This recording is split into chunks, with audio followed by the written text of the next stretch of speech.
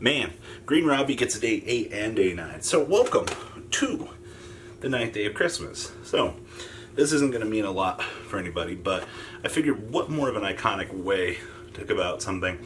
Today's giveaway is going to be 4 bad Fist of the Gadgets. Actually, it's not that bad. You just leave the set sealed for a little while.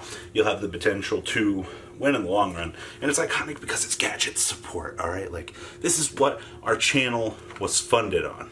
Founded on? Yeah, that one. So guys, if you want to get internet, I don't care if you live...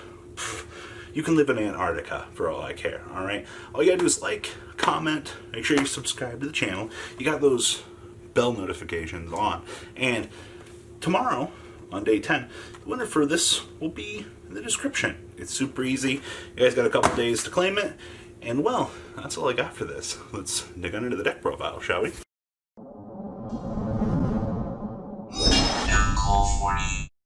So if you guys have been following my stream, you guys know that I've been reaching out. We've been having more of a blast with other Yugi-tubers.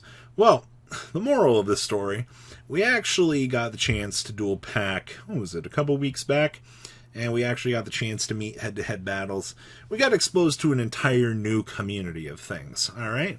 So, Pack actually did an entire tutorial video on new Praying Kids combos. Alright, now for those of you that don't know, you're probably like, well, Robbie, you've always talked about Praying Kids as being this high-ceiling deck.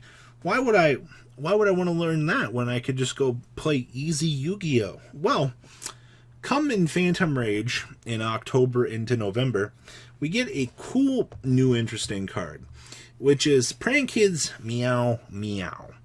So it's 1 level 4 lower Praying Kids monster. Now, for those of you that might just be watching this deck profile and you'll be like, what's going on here? Why are we talking about Praying Kids? Why are you talking about Pack, Robbie?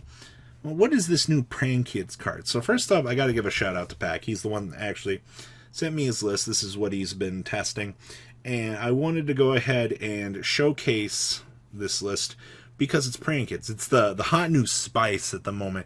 And a lot of people are very curious to see what this deck will be capable of producing, what fields that we can make here in the near future. So Meow Meow here turns any one of your Praying Kids monsters into full combo, essentially.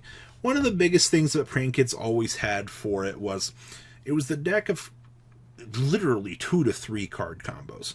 Now you could 1 card essentially start with Meow Meow. So it's 1 level 4 lower Praying Kids monster, which is very important. You can only link summon 1 Praying Kids Meow Meows once per turn. Alright, so straight out of the gate, they knew that this might have been a potential problem here in the future, and they went ahead and they restricted it straight away.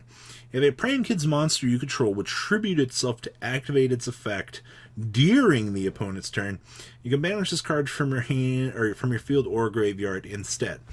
Hey, so those of you that know, things like this say, you contribute this card to apply X effect, right?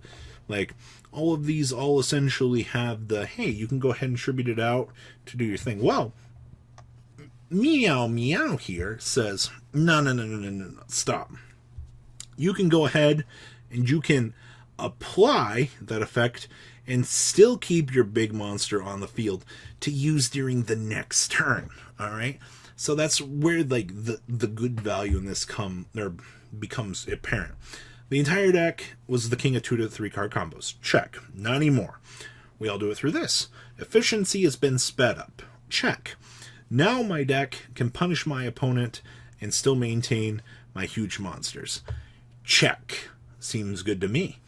Alright, so let's kind of talk about Praying Kids, see what the cards do and the fun little things like this. We have 2 copies of Asher Blossom and Joyous Spring. The cool thing to do is to play 2 copies of this, 1 with each art. It's the best. You'll feel good about yourself every time. Alright, we have 2 copies of Effect Veiler. Depending on how the format shapes up, I know we're still a couple of months away at this stage. Give it time, you'll probably end up adjusting between hand traps. Ghost Ogre could end up becoming more effective at some point, or DD Crow can become more effective. It really just depends.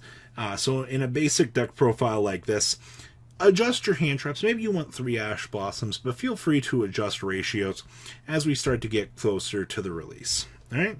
And then we have triple copies of the Nibiru machine. Alright, this is also very important.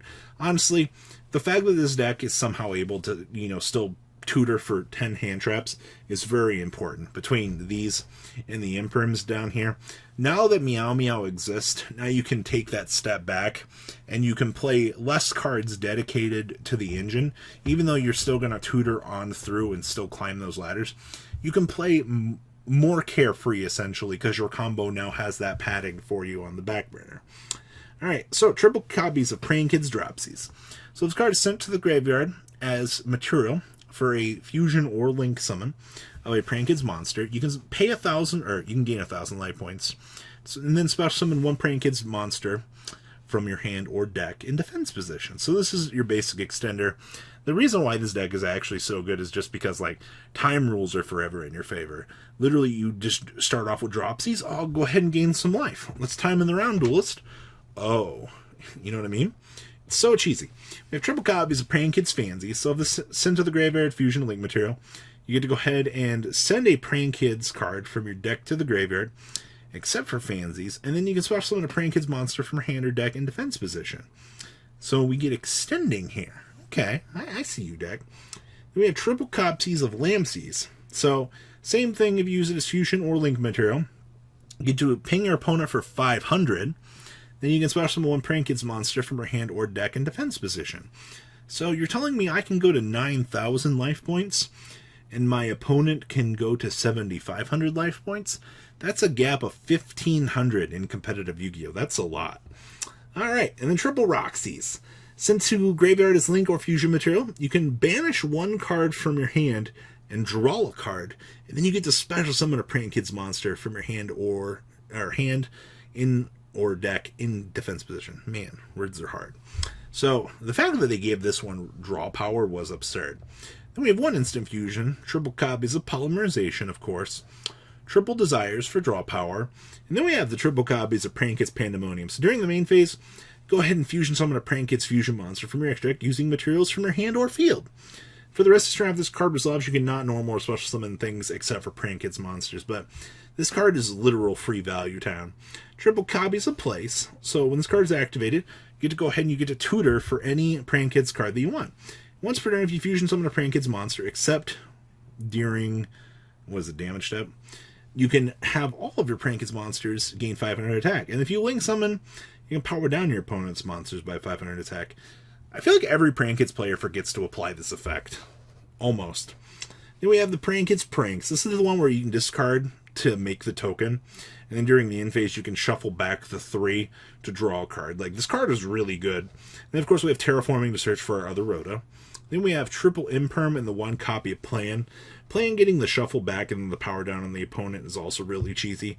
I hate this card in damage step so much. It's so absurd. Alright, so we have the one Rip Roar and Roaster. This is the one that you'll attribute to pop off the opponent's back row. This card is really good, actually. The triple Meow Meow now coming on in. We're still only playing the two Doodle Doos. This is the one that will add the Spell and Trap card from your deck to your hand, and then you can break it apart, much like the rest of them. Same thing with Bow Wow Bork, split down. Then we have one Unicorn and one Appaloosa with one access code. And then, of course, we have the one Toad because these are water. I think a lot of people forget that your deck just has access to Totally Awesome for literally to no reason. And then we have the one Weather Washer. This doesn't come up as much anymore, sadly.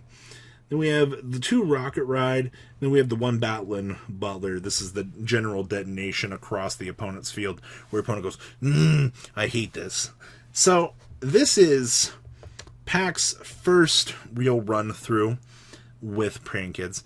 And I do hope that those of you that are looking forward to playing this strategy, give it a shot.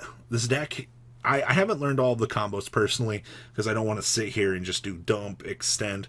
I'm more of a control player at heart. But honestly, if you asked me, I think that there's a lot of cool potential to be had in this deck, especially with Meow Meow down here. Like, this card is pure insanity for value for this deck. Like, who thought that this was a good idea? Alright, like, you definitely made the deck tier 1. I'm very proud of you, Konami. Good job with this. So guys, get into today's contest. Make sure you like, make Make sure you like this video, comment on this video. Make sure you subscribe to the channel for more. And well, guys, I'll see you back here for the next contest and deck profile. Peace out. Thank you, patrons, for making the ride never truly end. Without you guys' support, well, I would probably be doing Truffle Shuffle videos for a living. Guys, please check out VanCole40 for all of your Cardfight Vanguard content brought to you by MCole40. And if you are looking to pick up singles, check out MColeGames.com for your trading card game needs. Thanks for watching, everybody.